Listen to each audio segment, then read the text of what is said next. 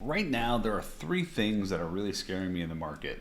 So, if you've been kind of watching the news or watching the stock market at all or paying attention to any of our content, basically you know that the stock market's been going up and up and up and up and up. And now there's a lot of things out there saying, like, here are a lot of pundits, a lot of people out there wondering, okay, when's this market actually going to turn around, and when are we going to see that big market crash that everyone's been talking about, the everything bubble? Like, when are we going to see this actually pull back? Well, in this past week, there's actually been three things that really are starting to scare me with what's going on in the markets, more so than just the average day. But first and foremost, for those that are just starting to learn the stock market and learn about investing, when we have a situation where the stock market goes up, 50+% in a year, where there's supply chain constraints, there's a international pandemic, the world is essentially shut down, and actual economic production all over the world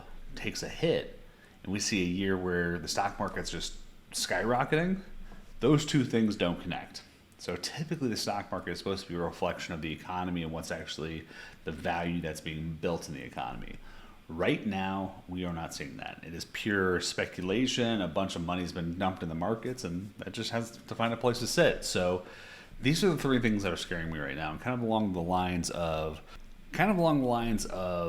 what I was just mentioning, with market valuations being sort of devoid from the logic of what's actually going on. Well, right now what we're seeing is, so this is what I'm showing you on the screen right now, is what's called like the Buffett yardstick. So this is a measure of value that Warren Buffett, one of the most famous investors, sort of uses to determine if the markets are considered overvalued, aka are they too frothy, or like are the prices of stock too high compared to the actual value being created, and most importantly, are we at risk of a market pullback? Well, if we look at the Buffett indicator, so what this is this is the market cap of the stock market compared to gross national product. So what is actually being produced in our country? So again, the stock market compared to the actual production. So what this shows is that this Buffett indicator is actually at record highs, aka the stock market is the highest it's been compared to actual production in about as far back as the 1950s. So if we look and kind of focus in on here, so this is 1999. So this is considered one of the most speculative bubbles in our history. So what I mean by speculative bubbles is, this is the tech crisis. This is where people were basically, there were companies IPOing without even a business model and going for millions of dollars. So this was considered one of the most speculative bubbles, and we are well beyond even one of the most speculative bubbles in history. Same with right here, you see kind of 2007, 2008. So we have 1999, we have 2008. So we're well beyond this. So this is something that scares me. This is not necessarily a last week sort of thing. This is something that's been kind of creeping up over time. The reason I'm scared with some of these other factors is because of this. So the value right now is extremely high, just for the market. So like, I actually thought the markets were very high and frothy, and this would justify it even kind of pre-pandemic levels.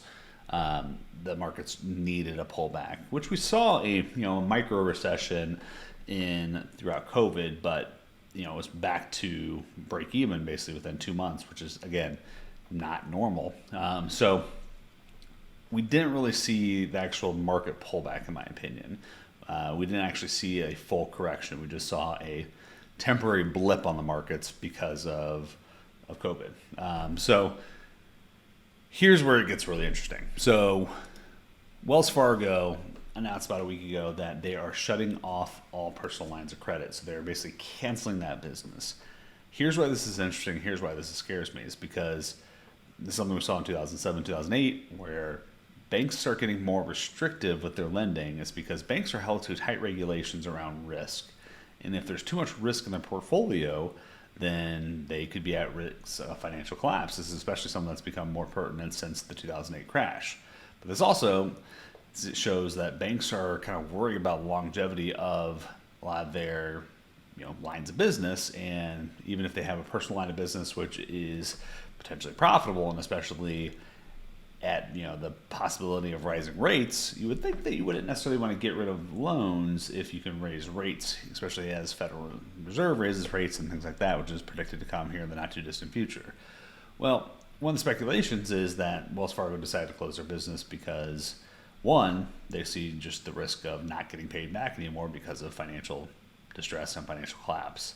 And also they think that inflation is going to be too bad, where that being a debtor, you are on the bad side of inflation, whereas a borrower, you're on the good side of inflation. So, for example, if I borrow money, I can pay that back over time with inflation at cheaper and cheaper and cheaper dollars. So if you haven't, if you're not familiar with what inflation is, check out some of our videos on inflation. But in terms of this, it's basically a way to pay back dollars cheaper and cheaper. It's kind of, inflation is basically the erosion of your purchasing power over time. So, aka the dollar's worth less and less and less. So if you're a borrower, that's great because you borrow $100,000. Well, that $100,000 is more like $50,000 by the time you pay your loan back. Extreme example, but you get the point. So whereas if you're Wells Fargo, you're the bank side, that impacts you pretty heavily. So one, again, they think inflation could be potentially so bad that they're going to get sort of a bad deal as they give out personal loans. But also the other speculation is that there's just so much risk in the markets that there's high potential for foreclosures coming up. There's high potential for a lot of other risks coming up, especially if this market cools off. So long story short, basically this scares me because this is kind of a canary in the coal mine of some of the banks and some of the financial professionals out there, starting to look worried. But also, this just also means that if in a pinch someone needs money, they're less likely to be able to get it. So what happens then? They sell investments, they file bankruptcies, and a lot of things that aren't good for the general economy or the financial markets. So third thing that sort of scares me is something I was alluding to just a minute ago, which is inflation. So inflation, again, is the erosion of purchasing power over time. Why is this bad? One, if you hold a lot of cash, that cash is going to be worth less and less and less. So recently this week, inflation hit 5.4%, which basically what that means is if you have $100 in your bank account over the past year, it is now worth a little under $95. So that's kind of what purchasing power erosion means with inflation, is that your money just becomes worth less and less and less. So kind of think about a slow melting ice cube.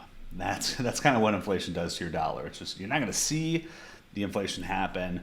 Actually, we are kind of seeing it now. I mean, I'm sure you're seeing prices get hit, all over the board.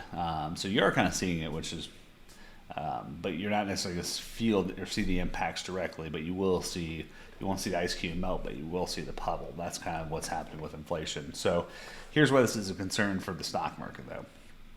So what happens with inflation, going back to the debt, is that if banks, brokerages, or anything like that see debt as a risk from their end, being the lender, they're going to stop lending. And when they stop lending, that means there's no longer easy money. There's no longer credit and easy money going to individuals, or more importantly for the stock market, businesses. So if there's not money going to businesses or individuals, so for example, you're going to see people deleveraging and not buying things on margin anymore because brokerages may not allow it, or may start restricting how much you're able to borrow or securities that you're able to borrow against. But from the business side of things, if there's too much inflation, the Federal Reserve may increase the interest rates, which means it may no longer be profitable to take on as much cheap debt. And part of what's been propping the stock market up for years is low interest rates, meaning like, I'm a business, I can go borrow at super low rates and then reinvest that into my business and grow. Well, at least that's the theory. But if that cuts off, well, what that's going to do is that's going to taint people's opinions on the potential future growth opportunities for those businesses. And the stock market is really just a betting pool on the future. So if people no longer think that the future looks bright for these businesses, what they're going to go do is they are going to sell. And then that selling pressure is going to drive the market down. And then it becomes sort of a self-fulfilling prophecy where you have the first movers that will get worried, and they start to sell, and then eventually more and more people will pick up on that trend as they see their money going down. They'll want to protect what they have, and they'll start to sell. So that's why I see this as a risk. But so these are the three things that are really scaring me right now, at least based on the most recent information that's come out. But we're just at all-time high valuations, like in all-time high, like very all-time high valuations, in my opinion.